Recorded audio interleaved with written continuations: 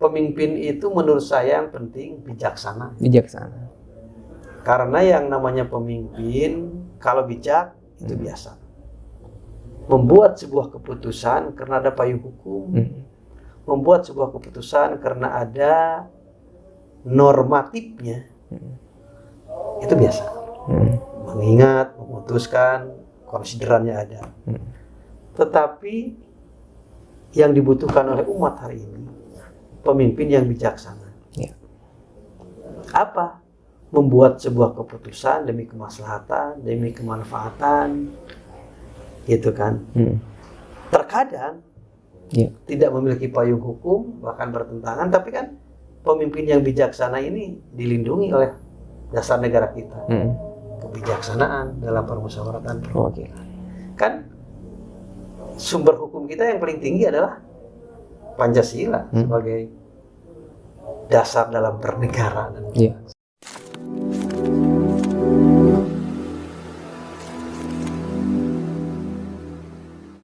Assalamualaikum warahmatullahi wabarakatuh. Hai guys, jumpa lagi dengan saya Zaki Abbas dan Kang UU Ruzanul Ulum.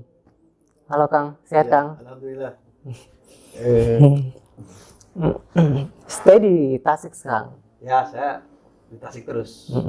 Di saat jadi bupati, di saat jadi wagub, saya di Tasik. Bolak-balik. Gitu. Sebelum jadi bupati itu sebagai apa tuh Kang? Dewan dulu. Dewan? Iya. Saya dewan 3 kali. Yang periode pertama, saya menjadi ketua fraksi. Sekalipun termuda, alhamdulillah dipercaya oleh teman-teman. Periode kedua jadi ketua DPR, alhamdulillah. Kalau dulu kan ketua DPR dipilih ya, nggak kayak sekarang. Dipilih dulu di partai, setelah lolos di partai, dipilih lagi di DPRD. Nah, periode ketiga saya menjadi anggota biasa. Terus menjadi bupati lah ya. Alhamdulillah masyarakat dan Allah menakdirkan saya menjadi pejabat di Kabupaten Tasikmalaya selama 2 periode ya. Alhamdulillah seperti itu. Pengen tahu kisah kecil Akang, bisa cerita nggak nih Kang? Kalau saya sejak kecil selalu punya keinginan yang kekeh, kata orang Tasik, tidak bisa kalau hal itu belum terlaksana. Bahkan sejak kecil saya ingin ngambil bulan, kata mak saya. Jadi kalau tanggal 15 saya keluar nangis, ingin ngambil bulan, berhenti nangis tidur. Gitu. Dan juga saya terasa masih ingat, saya pingin main mobil-mobilan, pingin yang warna merah, nangis terus pingin yang warna merah. Kemudian pingin sepeda yang bannya 3 tuh, kecil gitu. Terus tiada usaha kalau pingin sesuatu kecuali nangis. Saya kuat nangis sampai seminggu gitu. Pingin sepeda mini dulu, saya nangis pingin sepeda mini. Dikabulin itu? Iya, tapi mohon maaf, yang mengabulkan biasanya kakek saya. Gitu. Jadi kalau kakek saya dengar saya nangis, nggak tega. Ada apa cu? Ada apa sini? Gitu. Paling enak nangis mau azan. Karena kalau azan kan kakek saya ke masjid. Kalau ke masjid pasti lewat rumah saya. Gitu. Nah, ini nih dari anggota dewan ke pemerintahan ya Pak ya. Iya. Jadi ikut jadi bupati lah ya. Dan sekarang jadi wakil gubernur. Iya. Apa sih yang belum dicapai dalam hidup? Tujuan hidup saya adalah mardotillah ya. Ingin mendapatkan ridho Allah. Setiap orang yang mukmin pasti tujuannya itu. Sirot untuk mendapatkan ridho Allah macam-macam. Tapi hari ini saya untuk mendapatkan ridho Allah ingin sirotnya adalah lewat siasa, lewat politik, dengan tujuan menjadi pemimpin. Karena seorang pemimpin insya Allah pintu masuk surganya pun berbeda dengan yang lain, ada pintu khusus. Kemudian juga yang namanya pemimpin punya kewenangan, punya kekuasaan, punya diskresi. Nah, diskresi dan kewenangan dan daulah tersebut saya ingin bermanfaat untuk bangsa, untuk negara, dan untuk agama. Apa yang belum dicapai? Yang belum dicapai sama saya adalah manfaat yang lebih banyak lagi, yang lebih banyak lagi untuk masyarakat. Pribadi saya yang seperti ini adanya. Seperti itu. Ini kalau dibilang udah pensiun lah jadi wakil gubernur. Betul. Kesibukan di pensiun ini apa, Kang? Saya kesibukan seperti biasa. Karena yang saya sampaikan tadi, saya kan hidup di dua sisi ya. Satu sisi pesantren atau tarbiyah, dua sisi politik atau sisi siasah. Yang namanya politik tidak ada titik, tapi koma. Oke. Kemarin saya menjadi bupati, koma, habis jadi bupati, koma, naik wagub. Habis wagub, koma, tidak titik. Nah, sekarang saya sedang ikhtiar, ditugaskan dan diberi perintah oleh partai untuk menjadi anggota DPR RI dari wilayah Jabar 8, Cirebon, Indramayu. Jadi saya sekarang langsung gas untuk ikhtiar menjadi anggota DPR RI dari partai yang saya naungi, P3. Tetapi sekalipun saya sekarang bergerak di situ, tetap tugas dari orang tua, tugas dari keluarga, tugas dari pesantren untuk mengabdi terhadap lembaga pondok pesantren yang didirikan oleh kakek saya dan sekarang oleh bapak saya, oleh mamang saya, dan semuanya keluarga dipimpin. Tetap saya tidak bisa lepas dari tugas itu, karena yakin saya bisa begini mungkin karena barokah pesantren, saya bisa begini mungkin karena karomah orang tua. Masa tangkalnya barokah, tangkalnya karomah kita tinggalkan demi menuju hal yang semacam itu. Seperti itu. Akan kan kalau misalnya di waktu menjadi wakil gubernur itu kan protokolnya nggak terlalu ketat lah ya. Mau makan di mana aja, mau di pinggir jalan juga ayo dan sebagainya. Kok bisa sesederhana gitu, Pak? Karena mungkin situasi dan lingkungan saya seperti itu ada. Di saat saya menjadi apapun, yang namanya karakter kan bukan hal yang mudah untuk dilupakan dan berubah. Apalagi hidup mewah mudah di saat segalanya ada. Tapi justru hidup sederhana di saat ada fasilitas dan yang lainnya tidak mudah. Oke.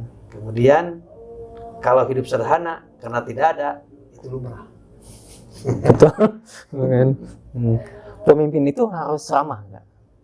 Pemimpin itu menurut saya yang penting bijaksana. Bijaksana. Karena yang namanya pemimpin kalau bijak itu biasa. Membuat sebuah keputusan karena ada payung hukum. Membuat sebuah keputusan karena ada normatifnya. Itu biasa. Mengingat, memutuskan, konsiderannya ada. Tetapi yang dibutuhkan oleh umat hari ini pemimpin yang bijaksana. Apa? Membuat sebuah keputusan demi kemaslahatan, demi kemanfaatan, gitu kan. Terkadang tidak memiliki payung hukum, bahkan bertentangan, tapi kan pemimpin yang bijaksana ini dilindungi oleh dasar negara kita. Kebijaksanaan dalam permusyawaratan perwakilan. Kan sumber hukum kita yang paling tinggi adalah Pancasila sebagai dasar dalam bernegara dan berbangsa.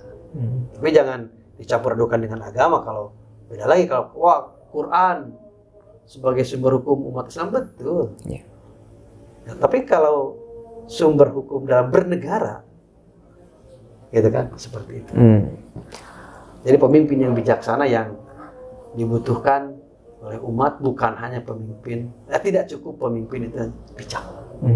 Terus bijaksana. Kalau misalnya ditarik ke belakang nih Kang, apa sih yang dulu pernah, saya menyesal nggak pernah ngelakuin ini? Yang disesali sama saya sebenarnya tidak ada. Karena buat apa kita menyesali hal-hal yang sudah lalu, tidak bisa terulang, dan yang lainnya. Saya hanya berusaha di masa yang sudah lalu, mudah-mudahan membawa manfaat dan kebaikan. Di masa sekarang, mudah-mudahan juga saya membawa manfaat dan kebaikan, dan di masa yang akan datang juga seperti itu. Jadi tidak ada hal yang disesali, karena tidak ada artinya menyesali hal yang sudah. Yang penting apa yang menjadi kelemahan, kekurangan saya di saat masa yang lalu, itu yang akan menjadi benteng kita untuk melangkah ke masa yang akan datang supaya lebih baik lagi.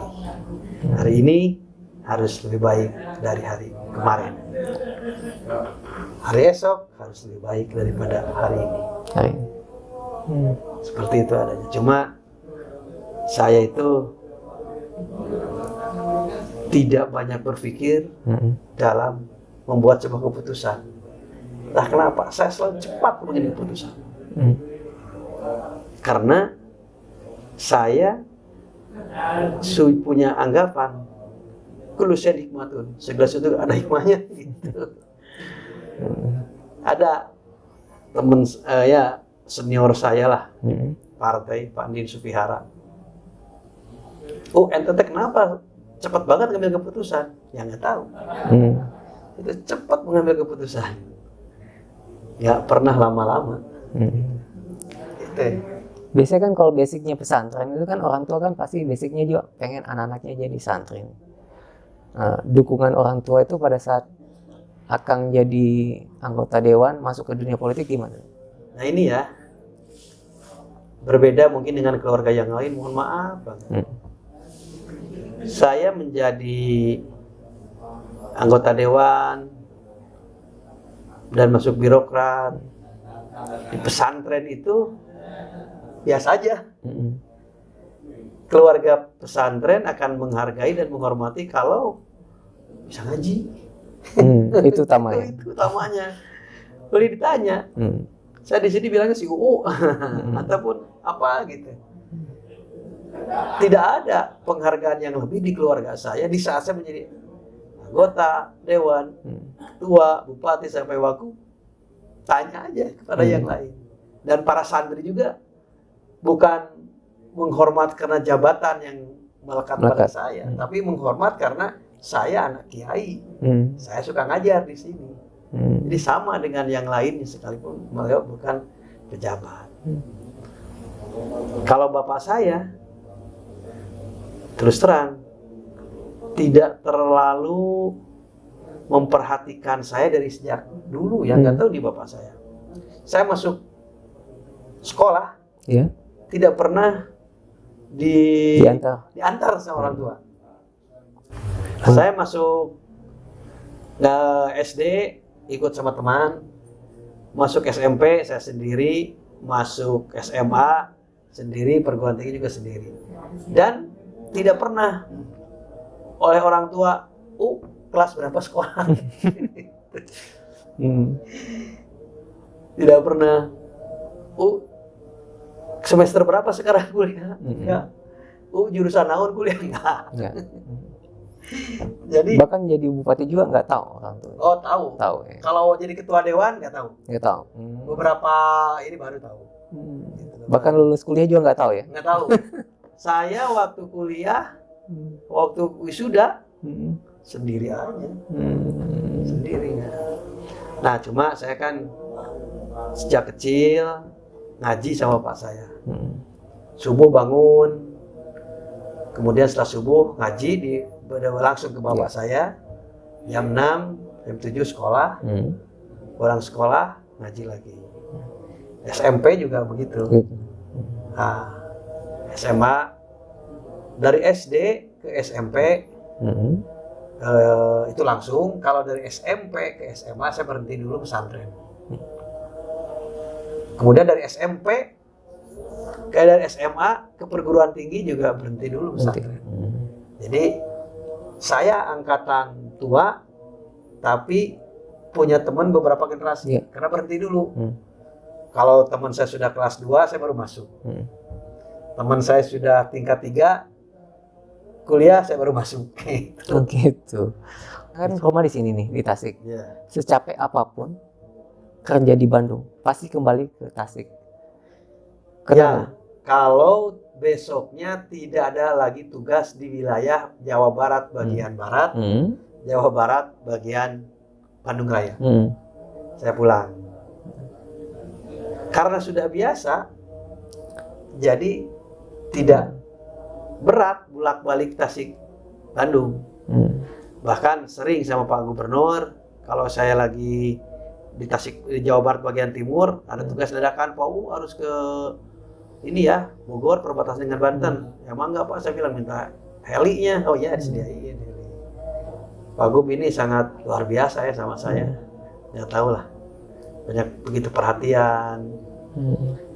Madunya seorang pemimpin oleh Pak Gubernur tidak dimakan sendiri. Berbagi dengan saya. Yang kedua, kewenangan yang dipegang oleh Pak Gubernur juga tidak dimakan sendiri.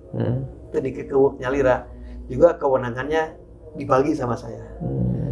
Jadi saya merasa dihargai, merasa diakui. Kan seseorang kalau dikasih tugas berarti kan percaya. Betul. Ya. Banyak kan yang nggak sejalan ya. Ya mungkin pemimpin-pemimpin yang lain banyak seperti itu.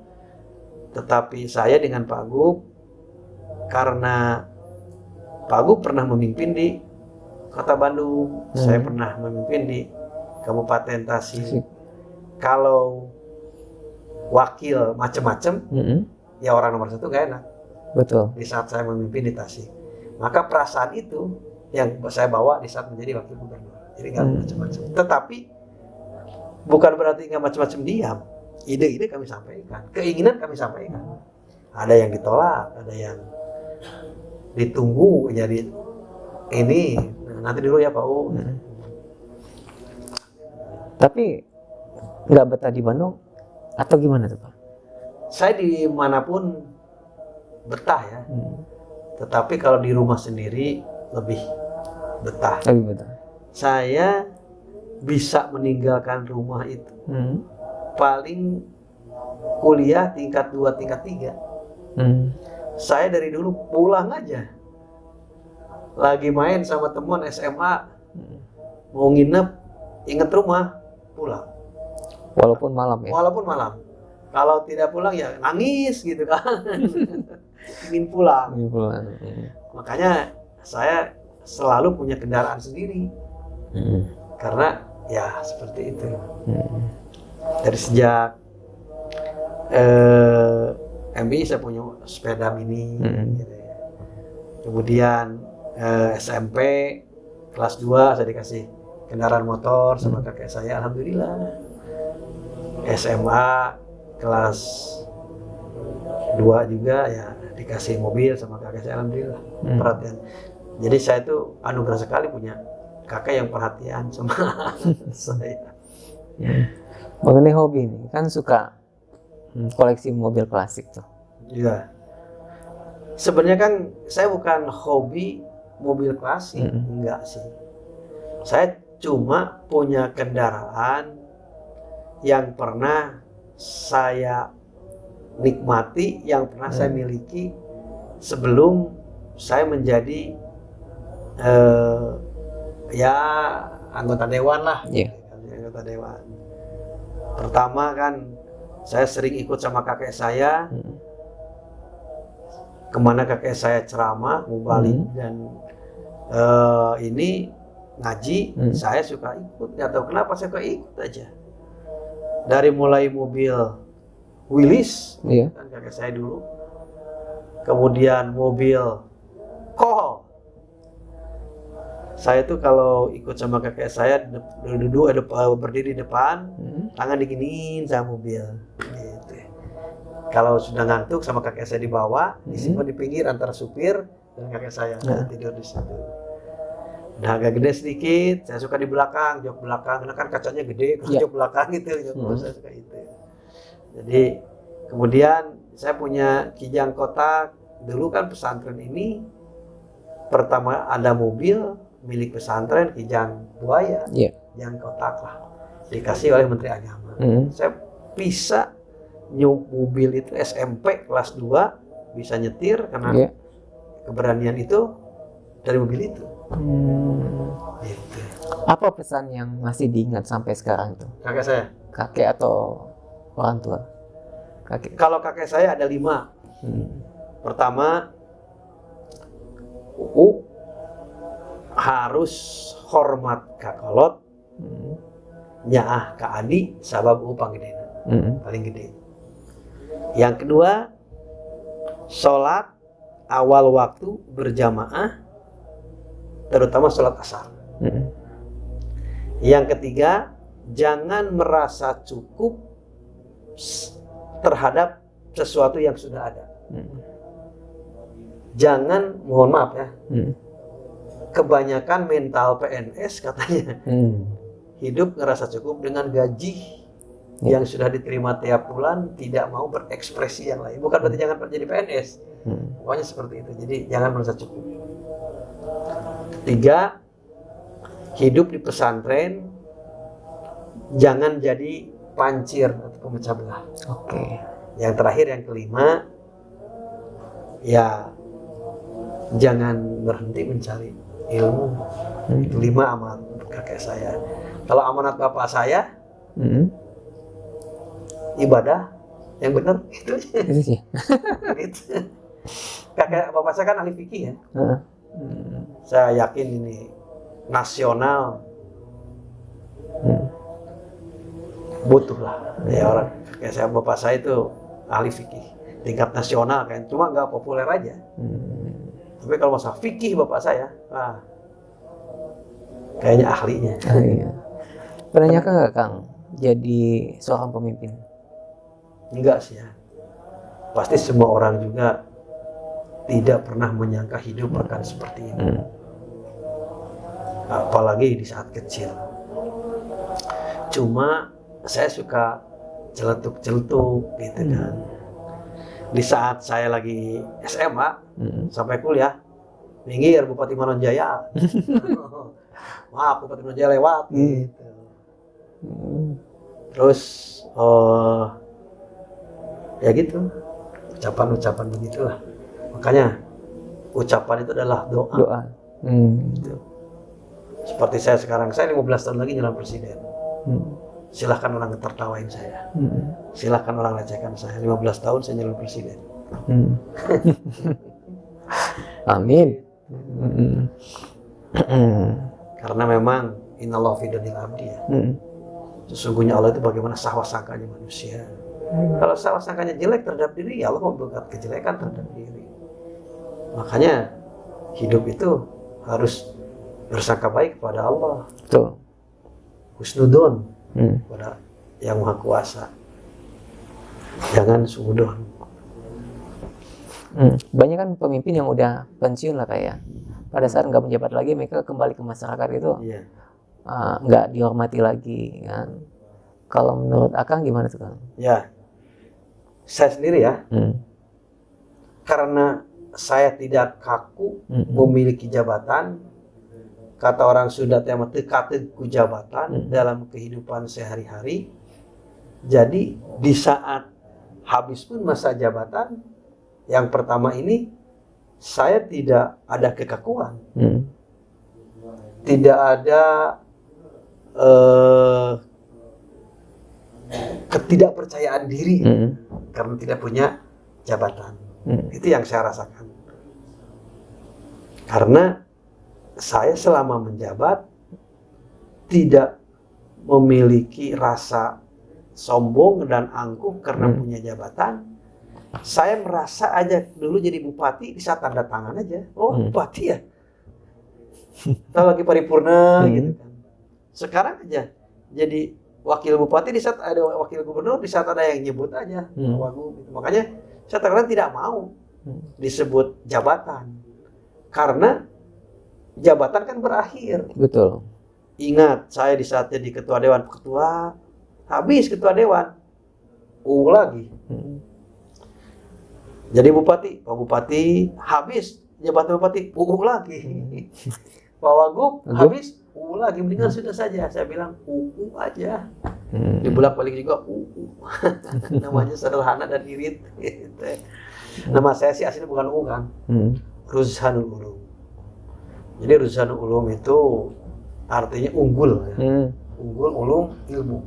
Kalau ilmu, mufrad. Kalau ulum, pirang-pirang ilmu. Jamak. Gitu ya. Jamak. Bertaus ya. Nah, jadi kan kalau ada hadis lagi ya sama-sama gitu, hadis itu kekuatannya kemudian ditarjih mana yang lebih unggul. Nah, Ruzhan itu kan unggul. Jadi masdar lah. Tapi melekat pakai UU di depannya Pak ya? Ya, karena mungkin lagi kecil saya dipanggil UU dari Ruzhanul Ulum. Resminya saya pakai UU tahun 2011 di saat saya mencalonkan bupati. Nama Ruzhanul Ulum tidak populer. Kata tim dari LSI, Pak U ini namanya harus pakai UU. Nah, makanya saya pakai UU di pengadilan. Masih ingat saya bayarnya 2,5 juta. Teman-teman saya dipanggil semua dari setiap SD, SMP, SMA. Dipanggil untuk memperkuat dari pengadilan tersebut. Tapi kalau ijazah masih nama Ruzhanul Ulum. Ya, seperti itu. Bedanya pemimpin baru dan baru pemimpin apa itu Kang? Kalau pemimpin baru ya itu terkadang sudah memiliki pengalaman memimpin sebelumnya. Tetapi mungkin daerah, lokasi, jabatan berbeda. Saya kan sudah menjadi pemimpin sebelumnya, sekarang menjadi pemimpin baru. Pak Emil sudah menjadi pemimpin yang sebelumnya, dan sekarang menjadi pemimpin baru. Artinya, pemimpin baru ada kemungkinan sudah memiliki track record pengalaman dalam kepemimpinan pada masa yang lalu.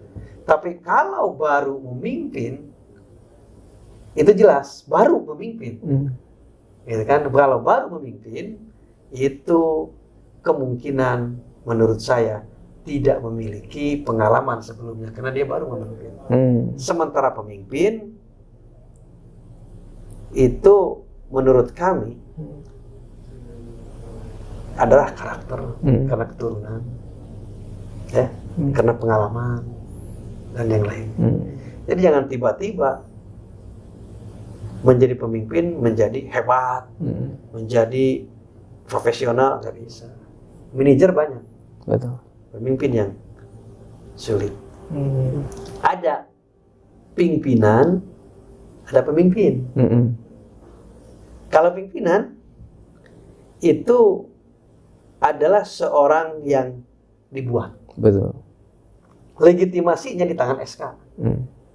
Legitimasi di tangan pimpinan. Tapi kalau pemimpin, legitimasi di tangan umat. Kadang-kadang tidak memiliki SK. Dan pemimpin itu lebih mencengkam, lebih didengar, lebih ini oleh masyarakat. Yang bagus, ya pimpinan, ya pemimpin. Oke. Menurut Pak Wu. Kang, Akang kan disebut Panglima Santren. Ya. Filosofinya apa nih? Mungkin karena saya dah lahir di pesantren, hari ini saya minta di pesantren, dan pesantren saya Miftahul Huda yang alumninya sampai hari ini sudah banyak, hampir berjuta-juta ya. Tapi kalau cabangnya aja se-Indonesia sudah hampir 12.000 pesantren. Di Jawa Barat cabang pesantren Miftahul Huda, bukan alumni. Iya. Cabang 4.600 cabang pesantren di Jawa Barat saja.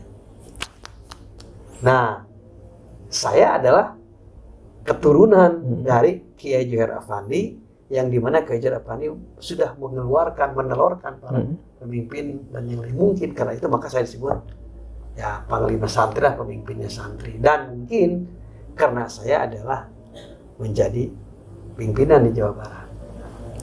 Keren. Jadi yang terasa sama saya, hidup itu jangan mencari kehidupan, jangan mencari nominal. Kalau mencari nominal tidak akan ada ujungnya. Betul. Yang saya rasakan di saat saya tidak punya pendapatan, menjadi anggota dewan punya pendapatan, merasa kurang. Setelah ketua praksi nambah lagi, kurang. Menjadi ketua DPRD nambah lagi, kurang. Dulu sampai berapa lah, 18 juta ya. Honor ketua DPRD, kalau sekarang lebih banyak lagi, wah. Iya. Jadi bupati kurang kan nilai, tapi kalau nominal, tapi kalau nilai yang dicari, nilai keberkahan, nilai kemanfaatan, insya Allah itu akan lebih berharga, seperti itu. Kemudian juga hidup ini ya jelas harus banyak teman, jangan memutuskan silaturahmi. Sekalipun saya orang politik, orang bilang politik itu yang utama dan yang abadi adalah kepentingan. Silaturahmi, komunikasi terkadang tidak abadi. Justru saya sebaliknya. Siapapun termasuk para politisi yang harus diabadikan adalah silaturahmi, pertemanan dan kebersamaan dan komunikasi. Kepentingan itu terkadang ada, terkadang tidak. Betul. Tidak abadi kepentingan itu. Justru yang abadi itu adalah pertemanan. Betul. Itu yang juga salah. Makanya alhamdulillah dewan pertama saya dapat 6.000, dewan kedua dapat 9.000, dewan ketiga kan saya dapat 16.000 suara. Bupati periode pertama saya dapat 33%, periode kedua 70%. Alhamdulillah. Karena mungkin seperti itu. Kang, pesan-pesan buat anak muda yang ingin jadi pemimpin. Satu ya, bisa pidato, bisa ngomong. Kalau tidak bisa ngomong, tidak bisa pidato, tidak akan mampu membius orang mengerti apa yang diinginkan oleh kita, dan tidak mampu memberikan pemahaman terhadap orang apa yang dipahami oleh kita. Karena kan yang namanya pemimpin punya ide, punya gagasan, tapi kan gagasan tersebut harus sampai kepada mereka. Nah, kalau tidak bisa pidato, kalau tidak bisa ngomong, dan mereka tidak akan paham. Dan juga harus mampu memberi semangat kepada mereka. Kenapa Bung Karno itu hebat? Orator dia, agitator. Saya adalah penyambung lidah rakyat. Gitu. Dan yang lainnya saat jadi pemimpin. Makanya kata kakek saya, kalau ingin kedengar harus ngomong, kalau ingin kelihatan harus berdiri. Ngomong dan berdiri ya pidato. Guys, usai sudah bincang-bincang kita dengan Kang UU Ruzanul Ulum, semoga banyak manfaat dan see you di next episode guys. Bye, wassalam. Makasih Kang, sehat dan sukses selalu Bang.